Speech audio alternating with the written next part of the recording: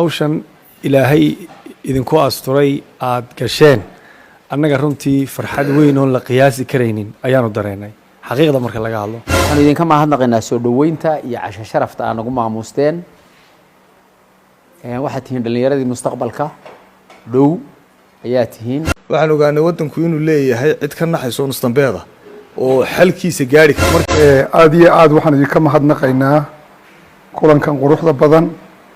aad nagu sharafteen aad nagu casunteen salaadiinta runtii sharafta iyo qiimaha iyo karaamada badan dee abaalkooda wax lagu guda ma garanayno waa waalidiintayo weeye waana macalimiintayadii xalkaa runtii khilaafaadkii dadku wadnaha farta ku hayeenee buuqa runtii inta badan nagu dhaliyey dadkii u kacay ee runtii isu xilqaamay ee xalka ka gaadhay ayaa tihiin taasaa annaka dareenkayga soo jeedata runtii oo kaliftay in aan bal shucuurteeda idinla wadaagno oo annagu aan abaalkiina gudi karayn aanu idin idhaahno adeerayaal waad mahadsan tihiin inaan isbaranno oo aan idin mahad celinno oo aan waqti wada qaadanno ayaan runtii aada u jeclayn taasina way noo suuro gashay anigii asxaabtayda kale ee aqoon-yahankaa ee uu ka mid yahay axmed xuseen maxamuud cabdisalaan ibraahim axmed oo ah maamulaha hodhaalkan ilson hotel axmed cabdi ciise maxamed siciid ducaale runtii intayadaasiba waxa aan jeclaysanay inaan adeerada iyo waalidiinta iyo salaadiintayada qiimaha badan ee runtii isu xilqaamay inay waddankooda badbaadiyaan waxaan ogaanay waddanku inuu leeyahay cid ka naxayso nustambeeda oo xalkiisa gaari karta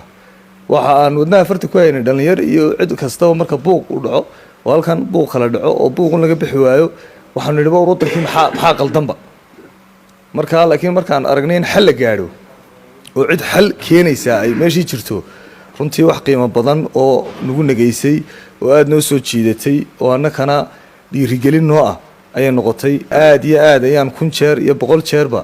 adeerayaal aan idinkaga mahad celiyaynaa runtii waxaan marka labaad u mahadnaqayaa salaadiinteenna qaaliga ah oo runtii aan in badan niyadda ku hayay inaan la kulmo nasiib aan u yeeshay caawa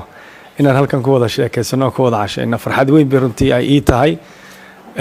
waana runtii sidaa uu injineer xamsan sheegee marar badan adigoo yar fikirayo isla talo halkay wax ka sii yihiin markii hawshan ilaahay idinku asturay aad gasheen annaga runtii farxad weyn oo la qiyaasi karaynin ayaanu dareenay xaqiiqda marka laga hadlo waxaa jira mujtamac fara badan oo dhallinyarta reer somalilan oo sidoo kale dareemaysa oo iyagu laftoodu niyadda ku haya talo salaadiinta goormaydu la kulmi laabta ku hayaa jira aniga ka maamul ahaan hotel ilson farxad gaaray ii samaynaysaa caawa inaan halkan salaadiinteeda qaaliga aan halkan la casho sharaftan ay nagu safreen dhallinyaradan aqoon-yahanka ah ee sharafta leh ilaahay baan u mahadnaqaynaa marka koowaad isagaa mudan inaynu u mahadnaqno mar labaadka waxaan u mahadnaqayaa dhallinyartan ama aqoon-yahankan ilaahay mahaddiisa dhallinyartii hadda iyagoo yaryar bay intaasoo digri qaateen aqoon-yahan noqdeen waa wax aada iyo aada u weyn aada iyo aad waxaan idinka mahadnaqaynaa kulankan quruxda badan aada nagu sharafteen aada nagu casunteen waana casho taariikhi ah waana barasho wanaagsan oo raggan aan isku baranay aada iyo aada u fiican waa dhalinyartii ama madaxdii mustaqbalka ama haddaabay dee meelo badan madax ka yihiin marka adeerayaal iyo ilma adeerayaal aad baan idinku mahadnaqaynaa waa mahadsantihiin sharafna waad leedihiin dhallinyarada aqoon-yahaniinta ee halkan nagu soo maamusay caawa cashada iyo salaadiinta qaybtan caawa joogta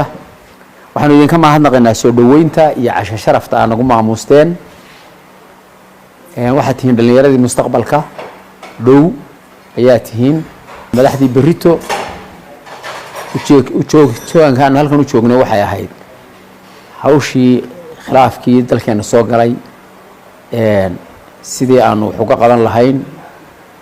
waa la socotaan midiya iyo waxa sida wuxu socdaan meel wanaagsan bay maraysaa ilaahayna waxaan ka baryaynaa inuu inoo dhammaystiro nabadda waxa ugu qaalisan waa nabad nabaduna waxay u baahan tahay in hareeraha la qabto aqoon-yahaniinta iyo dadkiina dhallinyaradaba aada iyo aada wacyigelinta iyo isgaadhsiinta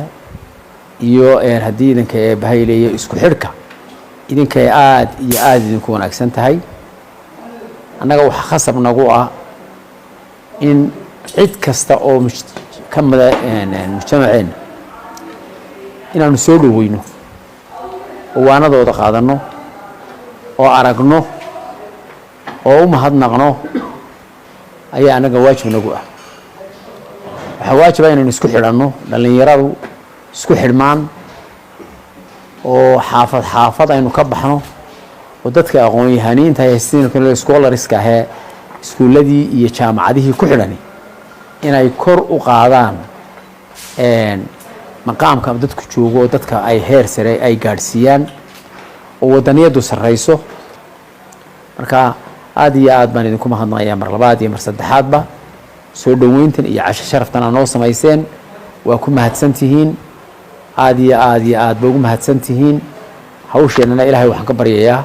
iyo dalkeenniiyo nabadgelyada inuu inoo dejiyo salaadiinta runtii sharafta iyo qiimaha iyo karaamada badan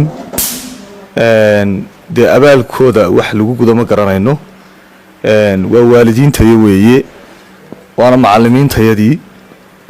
xalkaa runtii khilaafaadkii dadku wadnaha farta ku hayeenee buuqa runtii inta badan nagu dhaliyey dadkii u kacay ee runtii isu xilqaamay ee xalka ka gaadhay ayaa tiin taasa annaka dareenkayga soo jeedata runtii oo kaliftay in aan bal shucuurteeda idinla wadaagno oo annagu aan abaalkiina gudi karayn aanu idin idhaahno adeerayaal waad mahadsan tihiin inaan isbaranno oo aan idin mahad celinno oo aan waqti wada qaadanno ayaan runtii aada u jeclayn taasina way noo suuro gashay anigii asxaabteyda kale ee aqoon-yahankaa ee uu ka mid yahay axmed xuseen maxamuud cabdisalaan ibraahim axmed oo ah maamulaha hodheelkan ilson hotel axmed cabdi ciise maxamed siciid ducaale runtii intayadaasiba waxa aan jeclaysanay inaan adeerada iyo waalidiinta iyo salaadiintayada qiimaha badan ee runtii isu xilqaamay inay waddankooda badbaadiyaan waxaan ogaanay waddanku inuu leeyahay cid ka naxayso nusdambeeda oo xalkiisa gaari karta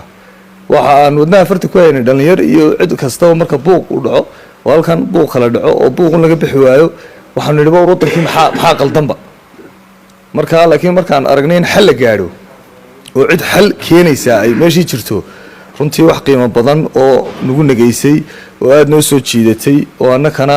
dhiirigelin noo ah ayay noqotay aada iyo aad ayaan 1,000 jeer iyo 100 jeerba adeerayaal aan idinkaga mahad celiyaynaa runtii waxaan marka labaad u mahadnaqayaa salaadiinteenna qaaliga oo runtii aan in badan niyadda ku hayay inaan la kulmo nasiib aan u yeeshay caawa inaan halkan ku wada sheekaysano ku wada cashayno farxad weyn bay runtii ay ii tahay waana runtii sidaa uu injineer xamsan sheegee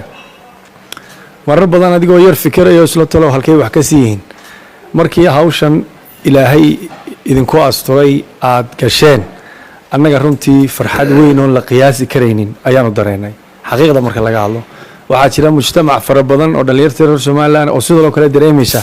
oo iyagu laftoodu niyadda ku haya talo salaadiinta goormada la kulmi laabta ku hayaa jira aniga ka maamul ahaan hotel ilson farxad gaaray ii samaynaysaa caawa inaan halkan salaadiinteeda qaaliga aan halkan la casho sharaftan ay nagu shafreen dhallinyaradan aqoon-yahanka ah ee sharafta leh ilaahay baan u mahadnaqaynaa marka koowaad isagaa mudan inaynu u mahadnaqno mar labaadka waxaan u mahadnaqayaa dhallinyartan ama aqoon-yahankan ilaahay mahaddiisa dhallinyartii hadda iyagoo yaryar bay intaasoo digrii qaateen aqoon-yahan noqdeen waa wax aada iyo aada u weyn aada iyo aada waxaan idinka mahadnaqaynaa kulankan quruxda badan aada nagu sharafteen aada nagu casunteen waana casho taariikhi ah waana barasho wanaagsan oo raggan aan isku baranay aada iyo aada u fiican waa dhalinyartii ama madaxdii mustaqbalka ama haddaabay dee meelo badan madax ka yihiin marka adeerayaal iyo ilma adeerayaal aada baan idinku mahadnaqaynaa waa mahadsantihiin sharafna waad leedihiin dhallinyarada aqoon-yahaniinta ee halkan nagu soo maamusay caawa cashada iyo salaadiinta qaybtan caawa joogta waxaanu idinka mahadnaqaynaa soo dhoweynta iyo casho sharafta aad nagu maamuusteen waxaad tihiin dhallinyaradii mustaqbalka dhow ayaa tihiin madaxdii berrito ujoogitaanka aanu halkan u joogno waxay ahayd hawshii khilaafkii dalkeena soo galay sidii aanu wax uga qaban lahayn dee waa la socotaan midiya iyo waxa sida wuxuu socdaan meel wanaagsan bay maraysa ilaahayna waxaan ka baryaynaa inuu inoo dhammaystiro nabadda waxa ugu qaalisan waa nabadduna waxay u baahan tahay in hareeraa la qabto aqoon-yahaniinta iyo dadkiina dhallinyaradaba aada iyo aada wacyigelinta iyo isgaadhsiinta iyo haddii idinka bahayleeya isku xidhka idinkay aada iyo aada idinku wanaagsan tahay annaga waxa khasab nagu ah in cid kasta oo ka mida mujtamaceenna inaanu soo dhoweyno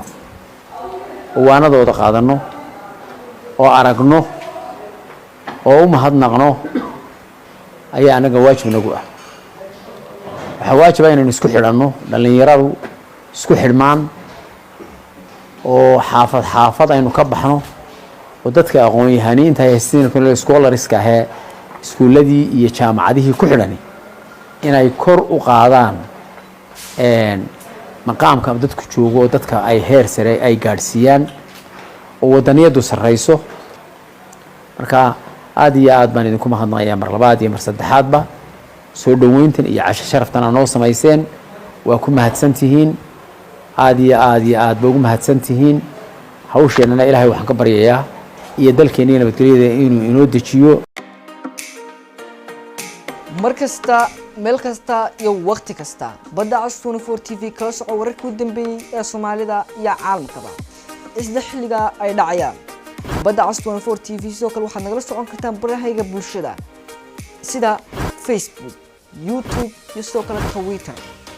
si aad u noqoto qofka ugu horeeya ee daawada muuqaaladeeda aan soo galno fadlan subscribe saar gambalaalka riix barteeda YouTube sidoo kale like iyo follow ku dhufo barteeda aan ku leenahay page-ka badda cas 24 TV waa weelka waxa aad tabayso